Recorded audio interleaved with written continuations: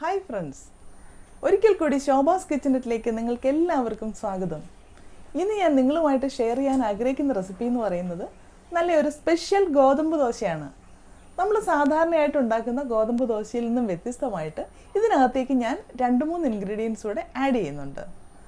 അപ്പോൾ ഈ ഗോതമ്പ് ദോശ കഴിക്കാൻ ഒരു പ്രത്യേക രുചി തന്നെയാണ്. അതുപോലെ ഒട്ടും സമയമില്ലാത്തവർക്ക് വേഗം ഉണ്ടാക്കിയെടുക്കാനായിട്ട് പറ്റും. ഇതൊരു 5-10 മിനിറ്റ് മാത്രം മതി ഇത് ഉണ്ടാക്കാനായിട്ട്. അതുപോലെ തന്നെ നിങ്ങൾക്ക് വേണമെങ്കിൽ ഇതൊരു ഡിന്നറായിട്ട് നിങ്ങൾക്ക് ഉപയോഗിക്കാം. നമുക്ക് ഈ ദോശ ഉണ്ടാക്കുന്നത് എങ്ങനെയാണെന്ന് നോക്കിയിട്ട് വരാം.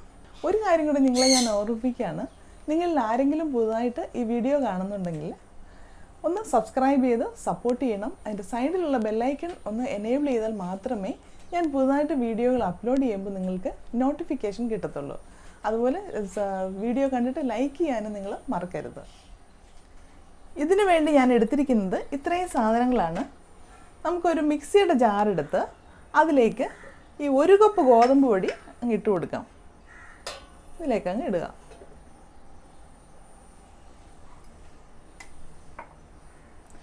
ഇനി ഇതിലേക്ക് ഒരു മുട്ട പൊട്ടിച്ച് ഒഴിക്കാം.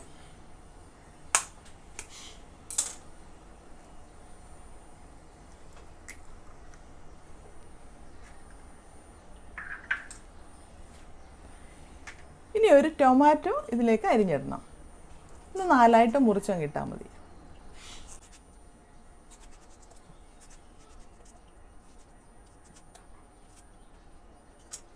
ഇനി ഇതിലേക്ക് ഇടേണ്ടത് 1 ടേബിൾ സ്പൂൺ റവയാണ്.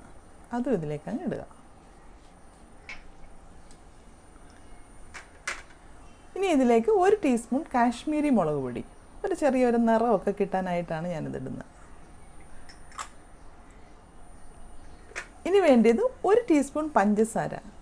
ഒരു ടീസ്പൂൺ പഞ്ചസാര ഇടുമ്പോഴത്തേക്ക് ഈ പുളിയും എല്ലാം ഉപ്പും ഒക്കെ ആയിട്ട് നല്ലതായിട്ട് ബാലൻസ് ചെയ്ത് കിട്ടും. അതുപോലെ ആവശ്യത്തിനുള്ള ഉപ്പും കൂടെ ഇടുക. പിന്നെ വെള്ളവും കൂടെ ഒഴിച്ച് നന്നായിട്ട് ഇളക്കിയതിന് ശേഷം നമുക്ക് ഇത് ഒന്ന് മിക്സിയിലിട്ടൊന്ന് അടിച്ചെടുക്കാം.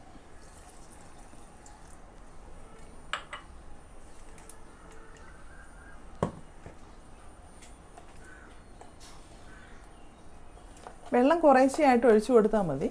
ഒരുപാട് വെള്ളം അങ്ങ് ആയി പോരുത്. ആവശ്യത്തിനുള്ള വെള്ളം മാത്രം ഒഴിക്കാം. ഇനി ഒന്ന് അടിച്ചുകൊണ്ട് വരാം നമുക്ക്. ഇപ്പം ഞാൻ അരച്ചെടുത്തുകൊണ്ട് വന്നിട്ടുണ്ട്. നമുക്കിതൊരു പാത്രത്തിലേക്ക് മാറ്റാം.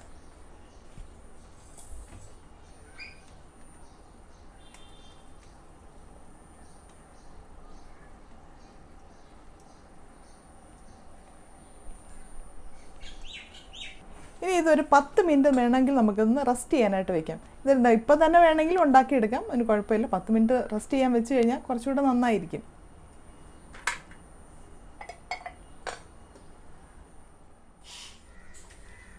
ഇപ്പോൾ 10 മിനിറ്റ് കഴിഞ്ഞിട്ടുണ്ട്. നമുക്കിനി ദോശ ചുട്ടെടുക്കാം. ദോശ ചുടാനായിട്ട് ഒന്നുകിൽ നോൺ സ്റ്റിക്കിൻ്റെ തവ എടുക്കാം, അല്ലെങ്കിൽ നമ്മുടെ അയൺ ദോശക്കല്ല് വെച്ചിട്ട് ഉണ്ടാക്കാം. അയൺ ദോശക്കല്ലാണെന്നുണ്ടെങ്കിൽ ഇതിൽ എണ്ണ തൂത്തിട്ട് മാത്രമേ ഇത് കൊരി ഒഴിക്കാവുള്ളൂ. ഒരു തവി ഒഴിച്ചിട്ട് ഇതുപോലെ ഒന്ന് നന്നായിട്ടൊന്ന് പരത്തിയെടുക്കണം. ഇതുപോലെ ചുറ്റിച്ചെടുക്കുക.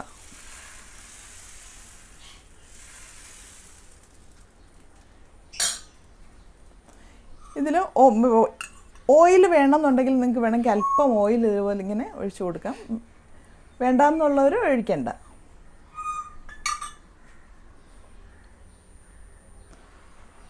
ഇതുപോലെ 1-2 മിനിറ്റ് ഒന്ന് വെയിറ്റ് ചെയ്തതിന് ശേഷം നമുക്കിത് തിരിച്ചിടാം.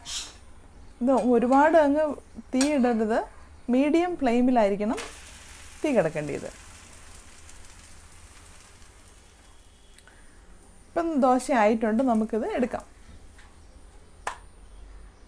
കണ്ടില്ലേ, ഇതുപോലെ നമുക്ക് ഓരോന്നും ഉണ്ടാക്കിയെടുക്കാം.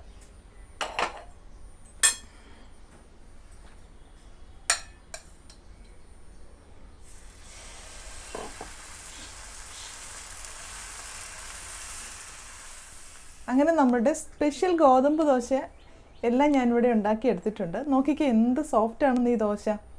അതുപോലെ ഒരു കറി ഇല്ലാതെ തന്നെ കഴിക്കാൻ തന്നെ നല്ല രുചിയാണ്. ഞാനിവിടെ ഒരു തക്കാളി ഉള്ളി ചട്നി ഉണ്ടാക്കിയിട്ടുണ്ട്. അത് ഇതിൻ്റെ കൂടെ നല്ലൊരു കോമ്പിനേഷനാണ്. നിങ്ങളെല്ലാവരും ഇതുപോലെ ഒന്ന് ട്രൈ ചെയ്ത് നോക്കുക. തീർച്ചയായിട്ടും നിങ്ങൾക്കിത് ഇഷ്ടപ്പെടും. അതുപോലെ സമയം ലാഭിക്കുകയും ചെയ്യാം. ഇനി ഒരു നല്ല റെസിപ്പിയുമായിട്ട് നമുക്ക് അടുത്ത എപ്പിസോഡിൽ വീണ്ടും കാണാം. Thank you for watching my video.